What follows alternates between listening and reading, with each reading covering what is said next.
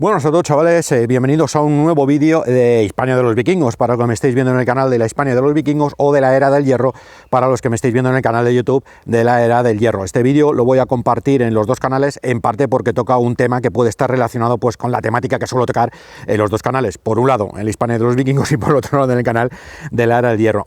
En la Hispania de los Vikingos, además, que os recuerdo que bueno, es un evento de recreación histórica en el cual llevo trabajando desde hace bastante tiempo, concretamente desde el 2012-2013, que ahora se cumple el 10º evento, me parece, primer evento, y que lo tenéis ya, prácticamente ya, pasada Semana Santa, el primer fin de semana después de Semana Santa, en el Espinar, en Segovia. Un evento que, si no lo conocéis, os recomiendo que os acerquéis porque cuanto menos os va a parecer curioso. En fin, os traigo además un tema, como digo, relacionado con el mundo vikingo, y es la historia, la aventura, muy poco conocida en la península ibérica, en la historia genérica de la península ibérica, de el ataque, la aventura, la magnífica aventura de un rey vikingo, de un rey de Noruega, a lo que fueron las costas de España, concretamente a las costas del Cantábrico, a las costas del Portugal Atlántico y posteriormente a las costas de Andalucía, de la Andalucía musulmana de aquellos tiempos. Y en buena parte me baso para este artículo, el cual, por cierto, lo tenéis colgado, por si os apetece mejor leerlo, en el blog de la Era del Hierro. Os pondré el enlace en la cajita de descripción para que lo podáis ver. Me baso, os decía, en dos libros que son maravillosos, son imprescindibles para todos los que queráis conocer mucho más acerca de la historia de los ataques escandinavos a España, no tanto acerca de la sociedad vikinga como los ataques escandinavos a España. Uno de ellos salió en el 2004, la primera edición, me parece, 2006 la segunda. Es escrito por un clásico, Eduardo Morales, todo el mundo lo conoce, todo el mundo que es aficionado al mundo de los vikingos. Se llama Historia de los vikingos en España, ataques e incursiones contra los reinos cristianos y musulmanes en la península ibérica entre los siglos IX y XI. Un título muy largo, pero que realmente es un libro, sinceramente, alucinante. Es un libro, recoge mogollón de crónicas cristianas y musulmanas, y se hace un recorrido muy detallado por lo que fueron pues todo ese proceso histórico de las aventuras de los piratas escandinavos por la geografía española. Y el segundo es más chiquitito, lo escribió el historiador holandés Reinhard Dossi, y se llama Los vikingos en España. Es un libro de bolsillo, es una edición que salió en 1984-1985, creo que no hay más ediciones de este, pero en cualquier caso no creo que os cueste mucho encontrarlo por internet, yo os lo recomiendo.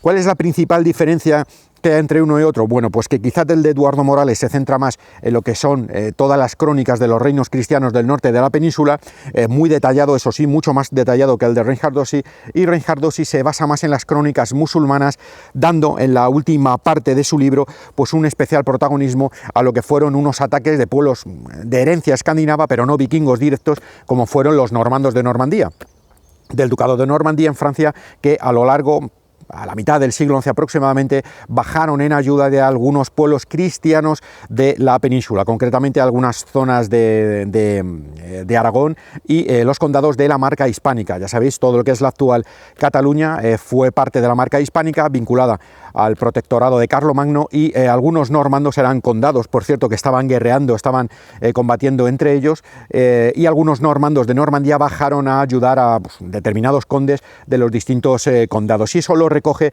Reinhard Dossi. Esos normandos, es importante señalar, no eran vikingos. Los vikingos, la era vikinga ya había desaparecido, y de hecho eran cristianos desde hace muchísimo tiempo, eran normandos de Normandía. Así que nada más, os dejo con el vídeo, en el cual, bueno, sinceramente a mí me parece una aventura impresionante la de Olaf Haraldsson, la del rey de Noruega, en su recorrido por la península ibérica, y os dejo con el vídeo, como os decía, y nos vemos al final para despedirnos.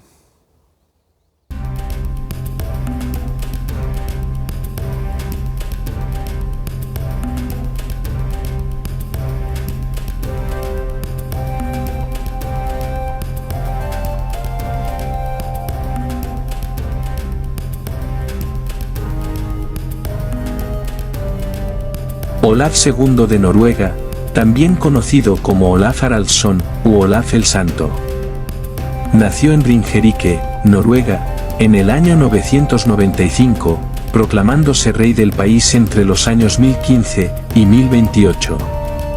Como muchos otros vikingos, Olaf nacería pagano siguiendo las doctrinas religiosas típicas de su cultura y entorno geográfico.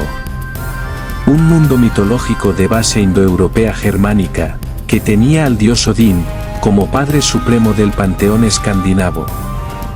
si bien, como ocurriría con otros muchos vikingos a lo largo del avance de la Edad Media, Olaf terminaría por abrazar el cristianismo a inicios del siglo XI, en la ciudad de Rouen, Francia, pasando a ser conocido curiosamente como Olaf el Santo.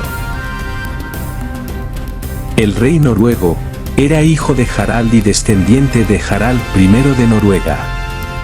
A los 11 años de edad, el futuro rey noruego se enrolaría por vez primera en una expedición vikinga, participando junto a otros guerreros y nobles en distintos saqueos por las costas de los países bálticos, pasando posteriormente a las Islas Británicas, donde junto con el popular pirata nórdico Thorkel el Alto, atacaría la ciudad inglesa de Canterbury en el año 1011.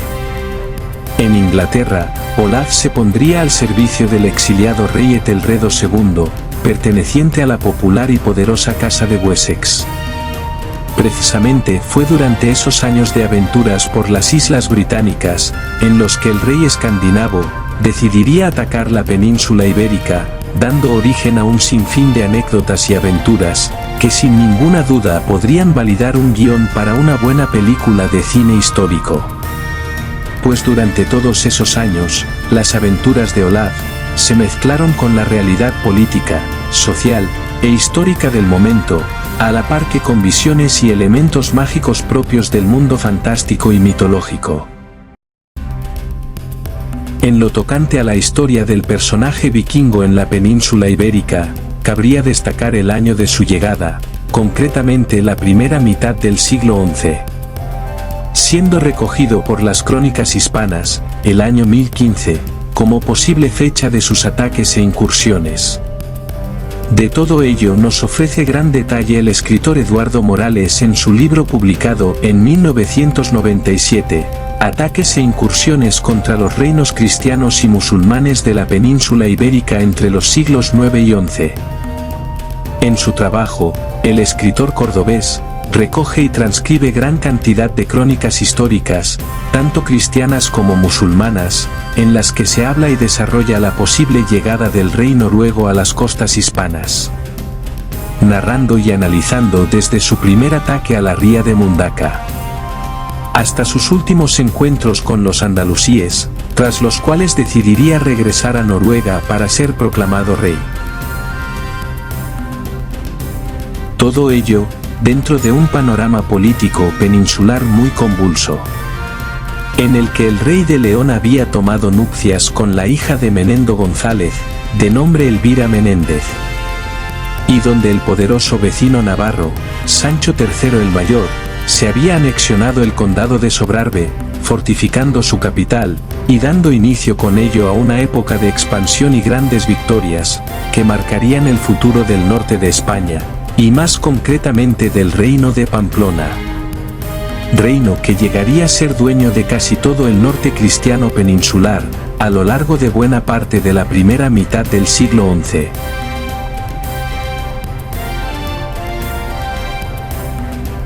El primer acercamiento histórico que podemos desarrollar acerca de la presencia de los vikingos de Olaf en Hispania, la tenemos hacia el año 1014 o 1015, en Galicia. La presa elegida fue la ciudad de Tui, en la desembocadura del Miño. En esta incursión, y según las crónicas recogidas por Morales, una flota vikinga penetró por el Miño, hasta alcanzar desprevenidos a los habitantes de la ciudad, la cual fue tomada violentamente antes de que sus ciudadanos pudieran organizar la defensa del lugar. La ciudad fue saqueada e incendiada, y un gran número de sus habitantes, tomados como prisioneros. Entre ellos el propio obispo don Alfonso, junto a la totalidad de su clero, quienes presumiblemente fueron esclavizados, o eliminados directamente, pues no se sabe nada más de ellos en ninguna de las crónicas existentes. Flórez lo relata de la siguiente forma. La situación de Tui junto al mar en margen navegable, que en tiempo de paz y en estado de florecer el comercio, podía engrandecerla con opulencia, fue ocasión de infortunios, por la vecidad de los normandos, que entraban por el río, a robar y destruir la tierra. El miedo de aquellas irrupciones obligó al obispo Naustio a residir en la Brugia. Pero vueltos a Tui otros obispos, tuvo el último la desgracia de ser llevado prisionero. Los enemigos arruinaron la ciudad, dejando su territorio en tan deplorable estado, que no pudo mantener obispo en mucho tiempo. En aquel tiempo, reinó Alfonso V. Y aunque echó fuera de Galicia a los lordemanos, pasó mucho tiempo hasta que restauró sedes antiguas, no lo hizo en la de Tui.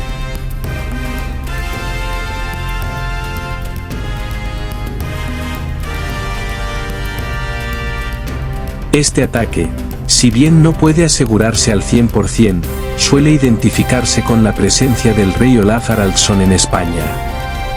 Según se cuenta en la Crónica de Noruega, escrita en una de las Islas Orcadas, y publicada por primera vez en 1850 por Munz de Cristianía. El monarca obtuvo muchas riquezas y victorias tras atacar nuestro país. El extracto en concreto describe el suceso de la siguiente forma. Olaf vence a los bretones y después se dirige a España, y tras dejar allí clarísimas pruebas de sus victorias, vuelve a Dinamarca. Normalmente, al coincidir las fechas, los historiadores suelen identificar el ataque de Tui con la presencia de Olaf Haraldsson en España. De no ser así, estaríamos ante un suceso realmente interesante. La presencia de varios grupos vikingos atacando de forma independiente y en distintos lugares geográficos las costas españolas. Por un lado los vikingos de Olaf en el Cantábrico, y por otro, un grupo de vikingos desconocidos, que estarían asolando las costas gallegas, siendo ellos los responsables del devastador ataque a Tui en el año 1015. Dejando atrás el incidente de Tui, y ciñéndonos a lo que sabemos de Olaf el Santo en España. Sabemos por su propia saga, que partió de Inglaterra rumbo hacia el sur. Posiblemente atraído por relatos anteriores de sus propios compatriotas, quienes ya habían saqueado las costas hispanas en épocas anteriores. Relatos, que a buen seguro, hablaban de ricas ciudades y oro abundante en palacios de civilizaciones desconocidas. En esta aventura por aguas del sur, los barcos del pirata escandinavo llegarían a las costas del mar Cantábrico, donde parece ser que batalló e incendió un enclave ocupado por vikingos daneses, presumiblemente situado en un lugar llamado Rinsfjord. Algunos autores como Anton Erkoreka y Eduardo Morales sitúan esta mítica ciudad danesa en la ría de Mundaka, España. Lo cual sería fascinante, ya que estaríamos ante un asentamiento vikingo en la península, cuyos orígenes posiblemente se remontarían a las primeras incursiones del siglo IX.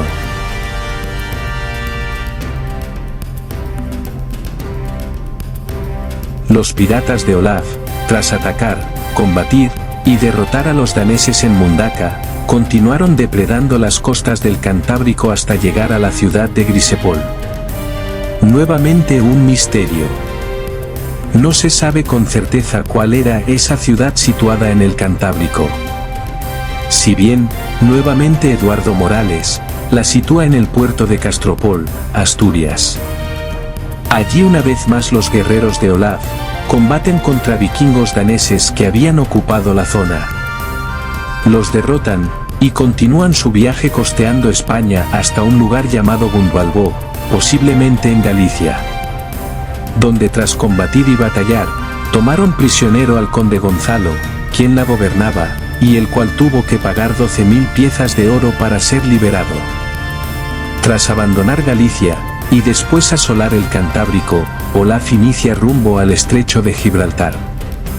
Y es aquí donde llega lo más asombroso y mágico de su aventura hispánica, pues se entremezcla la historia, con visiones y relatos fantasiosos de ciudades desconocidas, gigantes, y criaturas fantásticas contra las que el nórdico tendrá que luchar.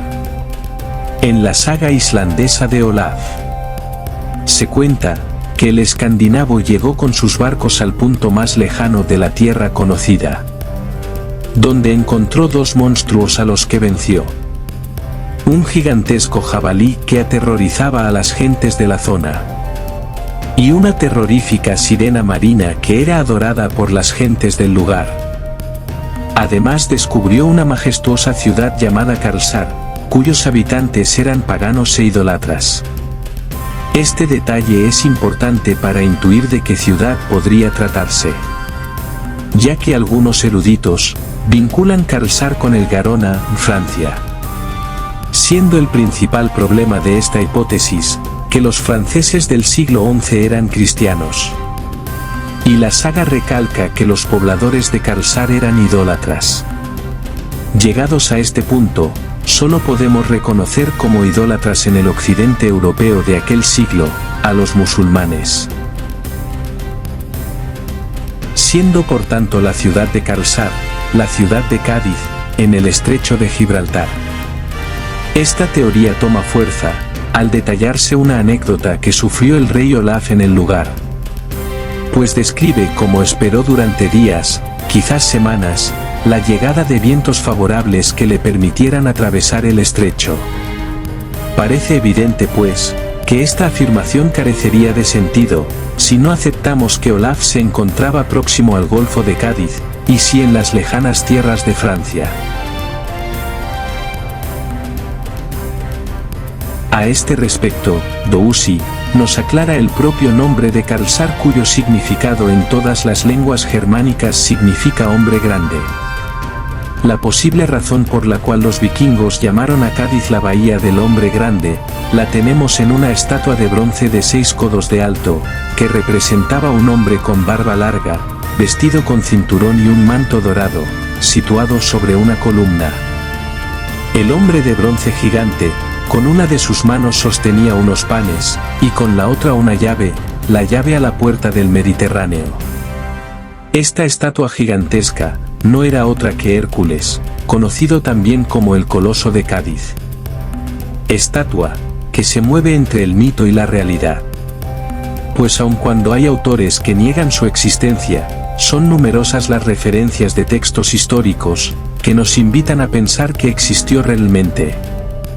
Algunas de estas crónicas, precisamente son musulmanas. Como la de Al-Masudi, en el año 956. ¿Quién nos cuenta? En esta isla, se levanta un gran almenara de admirable fábrica, con una columna en su cima y sobre esta una estatua de cobre que se distingue, por su gran tamaño y elevación, desde Sidonia, y aún más allá. Detrás de la columna de este mar y a intervalos fijos hay otras estatuas en unas islas que se ven las unas desde las otras y son las estatuas que llaman las Herácleas porque fueron construidas en los tiempos antiguos por Hércules, el gran rey, las cuales avisan a quienes las ven de que no se puede ir más allá de ellas. Tristemente, la estatua parece que fue destruida por el fanatismo religioso de los almorávides llegados desde Marruecos en el siglo XII. Impidiendo a las generaciones futuras, contemplar la que se consideraba en aquellos tiempos, una de las maravillas del mundo. De cualquier modo, y regresando a Olaf el Vikingo. La visión de una imagen tan majestuosa, debió impactar a todos los navegantes escandinavos que llegaron junto al rey, los cuales debieron de quedar impresionados cuando vieron por primera vez a ese coloso a las puertas del estrecho, mostrando a todos ellos una civilización que no había visto hasta la fecha. El propio rey noruego tendría un momento místico en Gibraltar, interpretando la visión del hombre gigante, como una prueba de Dios, que le pedía detener su viaje, para regresar a Noruega, donde debía de proclamarse rey. Se dice que Olaf soñó, como un hombre de aspecto majestuoso, se le presentó en sueños para decirle que no continuara su viaje, que regresara a Noruega, donde sería proclamado rey. Esta anécdota, también recogida por Snorri Sturluson, fue interpretada por Olaf, como una prueba mandada por un ángel del cielo, como enviado de Dios, relacionado con el hombre gigante de bronce de Cádiz. Tras el sueño, el rey vikingo decidió detener su viaje, no atravesar las columnas de Hércules, y regresar a su país, para proclamarse rey de los noruegos. Como vemos, La poco conocida historia de Olaf Haraldsson en España es digna de una película, cumpliendo gran parte de los mitos de las grandes leyendas vikingas. Aventuras, tierras extrañas, civilizaciones desconocidas, incluso monstruos sobrenaturales a los cuales el rey noruego venció en nuestro país. Antes de llegar, eso sí, a tener un sueño religioso, en el que nada menos que un ángel detendría su viaje rumbo al Mediterráneo, para encomendarle regresar a casa donde sería rey de Noruega.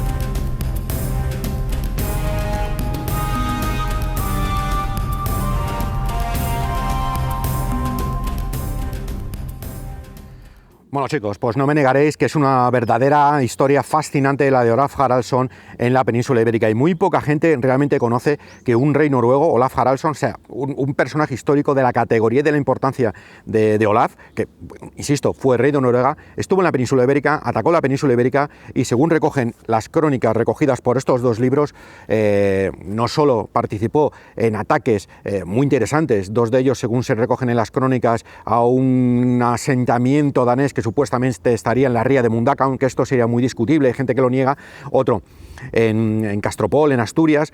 No deja de ser fascinante que en pleno siglo XI existieran dos asentamientos vikingos de daneses en pleno mar Cantábrico y que fueron atacados por el rey de Noruega, los cuales los saqueó. Es decir, es absolutamente fascinante. Pero si esto fuera poco, realmente los ataques a Galicia, el supuesto ataque a Tui, que se suele vincular con Olaf Haraldsson, el secuestro de un conde gallego y la parte final de su viaje, ya cuando llega a ese mundo desconocido para los escandinavos, que era el Al-Ándalus, ¿no? La tierra de los andalusíes, la Hispania musulmana, de grandes ciudades, sin ninguna duda, para ellos, donde tuvo ese sueño profético de una estatua gigantesca que él vinculó con la estatua gigantesca, lamentablemente destruida por los almorávides en el siglo XII, de Hércules, que él vinculó con un ser maravilloso, un ser de su religión, se había hecho cristiano hace poco, que le dijo: detente, no atravieses las columnas de Hércules, no entres al Mediterráneo, regresa a Noruega, porque Dios te tiene preparada una cosa en tu vida, una cosa muy importante, y es que reunifiques a todos los pueblos de Noruega y te proclames